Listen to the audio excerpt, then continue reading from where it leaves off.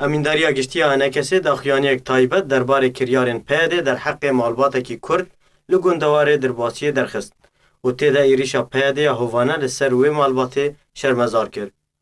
Di daxuyaniya henekesê de hatiye divê dema ku milletê me di bardoxekî û jiyanek dijwar û rewşek metirsîdar û pir li tirsî ji ber gefên Tirkî li ser herêmê diviyabû PYD gefane ber vê yekîtiyê û yekrêziya navmala Kurdî bavêje. Hêzek çekdar ya PYD roja sêşembê 25 Dozda 2018 piştî nîvê şevê derbas bû.